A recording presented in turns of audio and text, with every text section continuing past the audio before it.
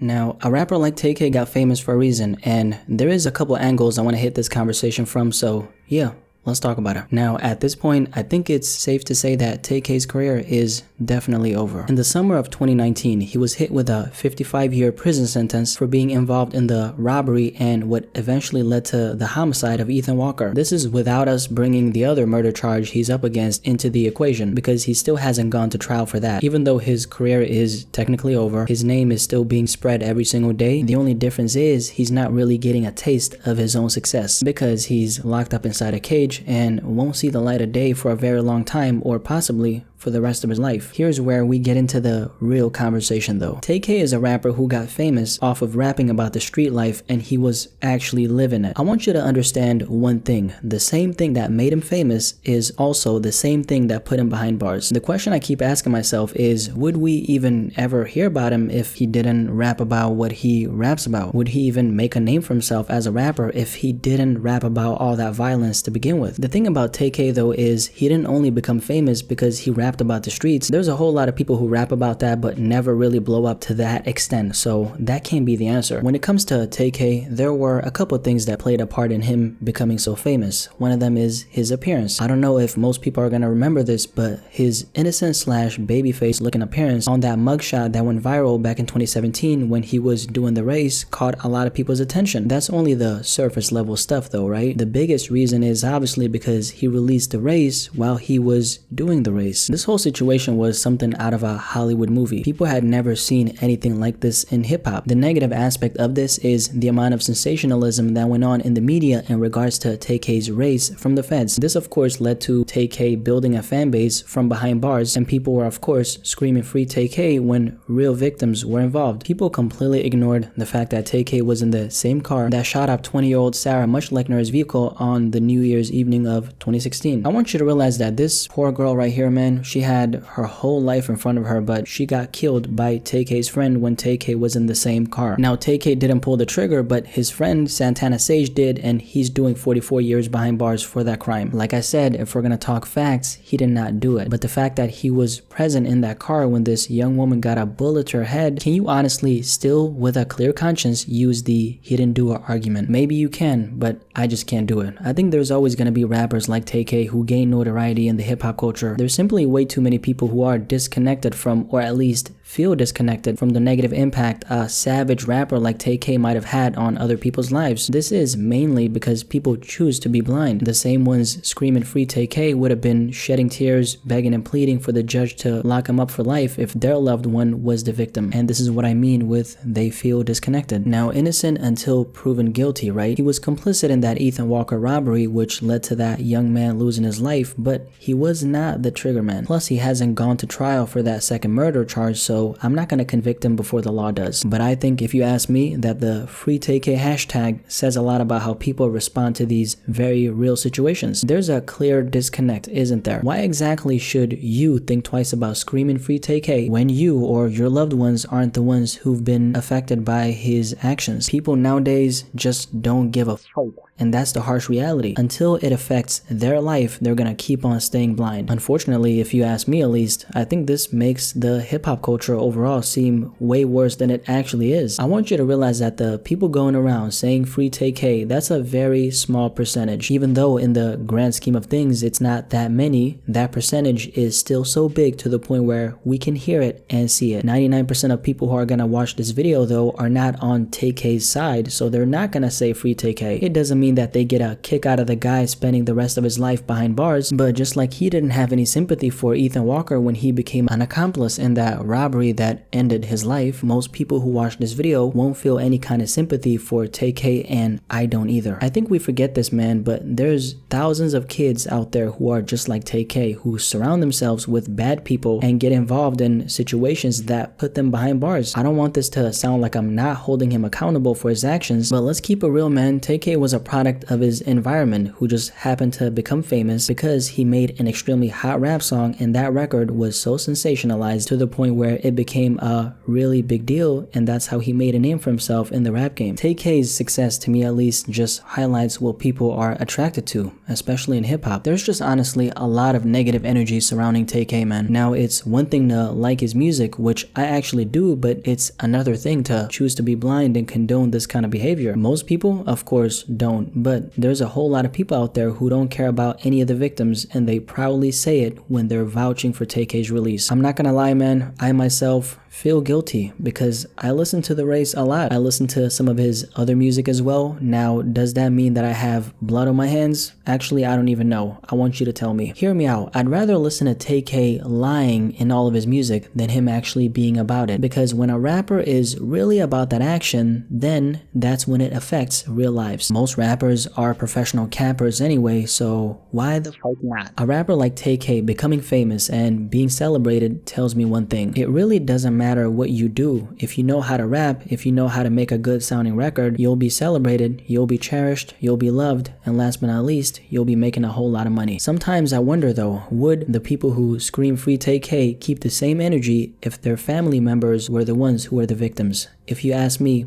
I definitely don't think so.